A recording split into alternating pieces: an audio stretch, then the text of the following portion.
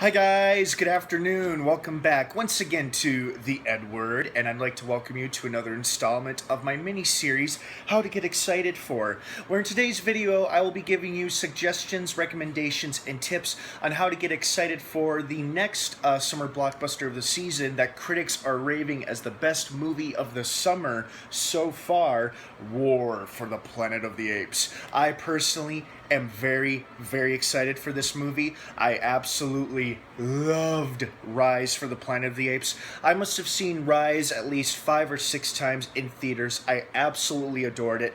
And of course, I really, really like Dawn of the Planet of the Apes. So I'm very, very much excited for War. It sounds like the perfect conclusion to an epic trilogy. And I am very, very much looking forward to it.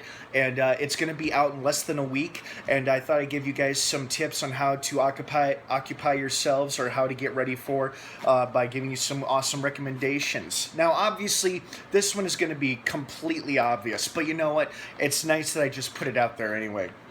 Obviously one of the best ways you can get ready for War for the Planet of the Apes is watch the previous 2 films. The first one, Rise of the Planet of the Apes, which I loved, and it's the next one, Dawn of the Planet of the Apes. Now, if you don't want to watch both movies back to back and you've got a pretty good memory or you know what happened in the previous films, then I would just recommend watching Dawn of the Planet of the Apes because this is the film that War will be directly following. However, if you want to refresh your course as to how Caesar came to be, what his origin story is, so to speak, and how the apes have become the way they are and how the state of the world has become the way it is. Plus, these are just both really, really 2 great movies that are so much fun to watch and have a lot to them, I think, in terms of depth. And they're just so very much very, very entertaining. And this one here, obviously, I've got the double feature DVD set. And I also have a regular copy of Rise of the Planet of the Apes as well. But you can rent this on Amazon, Netflix, or you may have it in your DVD collection. So obviously, these 2 films, or at least Dawn, is a great watch in order to get ready for War for the Planet of the Apes. I know this seems kind of obvious and stupid to put this out there. However, I think good information is worth repeating or sharing, which is why, I'm sharing this with you guys right now. So obviously, if you don't get to see the triple feature in theaters, I know some movie theaters are doing that where they're showing Rise, Dawn, which will lead to like the premiere of War, I believe, sometime next week. Just watching your own DVD collection, and when you're ready to head to the theaters, you'll have this fresh on your mind. All right, cool. Now, maybe like me, you've already watched the previous Apes films from this latest franchise, and you're like, well, I don't really want to rewatch these 2 movies again and again. I mean, you might be kind of bored or get sick of it. I mean, I personally wouldn't, but I could understand why other people would. Since the critics are hailing Andy Serkis as giving this amazing, presumably final performance as Caesar. There's no word, or fortunately I haven't seen or read any spoilers regarding any of the characters' fates in War for the Planet of the Apes. The only thing I've heard has been nothing but rave reviews and positive things about the movie. Critics have been loving it, and they keep saying Andy Serkis does an amazing Oscar-worthy performance, and I do Oscar-worthy because until I see the film, I don't know if I'll necessarily agree with that or not. But you do have to admit that motion capture has really come a long way in a lot of movies, and Andy Serkis has kind of been the man behind it all, if you think about it. So, if you don't want to watch the previous Apes films, but if you want to watch something that has Andy Serkis in it, and giving off or at least with a motion capture performance behind it, here are a couple other films recommended for you. Another ape-themed movie, which is always a fun one to watch. I've used this one in other previous How to Get Excited For videos before.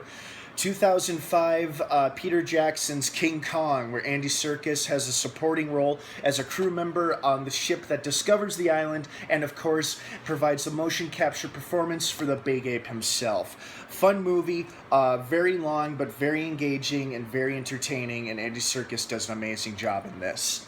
And then another Andy Serkis performance. Now, this one isn't necessarily motion capture. In fact, I think he was more of a motion capture coach for Mark Ruffalo, and he may have played the Hulk in a few scenes, but he also had a live-action performance as Ulysses Klaue in Avengers Age of Ultron. Very fun movie, highly recommended. I love this film. Great superhero ensemble movie. I really enjoyed it. I absolutely love this film. And Andy Serkis has a great bit role as Ulysses Klaue, and he provided some motion capture for the Incredible Hulk, and I think he also provided some coaching from Mark Ruffalo as well. Another fun watch.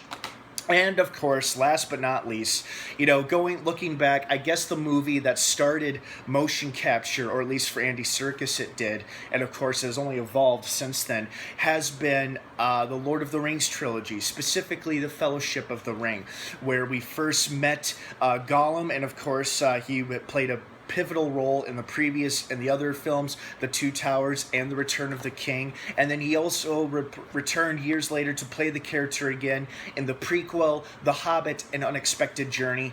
Watch the Lord of the Rings franchise or the Hobbit franchise, or better yet, back to back. Start like what I always sometimes enjoy doing is I'll watch the prequel trilogy first, The Hobbit, and then I'll finish it off with the epic conclusion of Lord of the Rings. But Andy Serkis has a role in almost every film, definitely in the Lord of the Rings franchise, and then at least also in The Hobbit: An Unexpected Journey when he reprises his Gollum role once again. So yeah, definitely recommend these. All of the movies I've recommended are mostly based off of the involvement and the performances by the wonderfully talented Andy Serkis, which is why I'm recommending all these films, even though they may not necessarily be connected to Planet of the Apes. Speaking of Planet of the Apes, if you're a fan of the original film or the original franchise, just watch one of your favorite installments there. It may not be related to War for the Planet of the Apes, but it's along those lines of themes of humans versus apes type of movies. But yeah, those are my recommendations, and I would personally recommend watching the previous ape films before seeing War, or at least Dawn of the Planet of the Apes before seeing War. Unfortunately, I will not be doing the triple feature that movie theaters are offering, but I know a lot of them are offering that, where they show screenings of Rise, Dawn, which will lead up to the premiere of War, which sounds like a lot of fun. And if you can't make that, just watch it at home from your own DVD library. All right, you guys, thank you so much for joining me for another edition of How to Get Excited For. If you have any ideas on how to get excited for War for the Planet of the Apes, please leave your ideas, suggestions, and recommendations down below in the comments section. I'd love to hear from everybody. As usual, you can disagree with one another, but please keep it civil and be respectful of one another's beliefs and opinions, of course. Thank you so much for joining me for another video here on the EdWord. Don't forget to subscribe for more videos and content like this, where I'll be giving you future suggestions on how to get excited for many more upcoming films. All right, guys, have a great rest of the day if I don't see you. Oh, and if you do want to tune back later this evening for my episode review and reaction video for the mid-season finale for Fear the Walking Dead, which premieres later tonight on AMC. It is the mid-season finale, so obviously they'll be going on a couple-week or a month hiatus, and tonight it will give us conclude the first chapter, the first half of Season 3. So make sure you tune in for that. All right, guys, have a great rest of the day if I don't see you, and of course, until next time, may the Force be with you.